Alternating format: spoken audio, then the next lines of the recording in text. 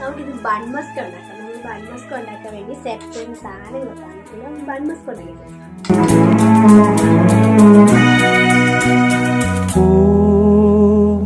പൂങ്കാറ്റിനോടും കിളികളോടും കഥകൾ ചൊല്ലി നീ കളികൾ ചൊല്ലി കാട്ടു ഹോസ്റ്റലുകാരുടെ തരംഗമായ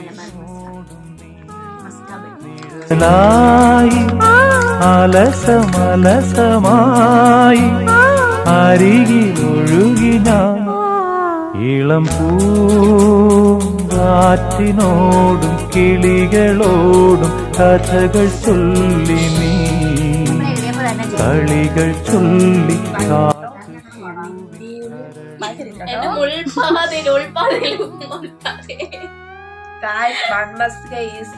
മത്ത് പിടിക്കൽ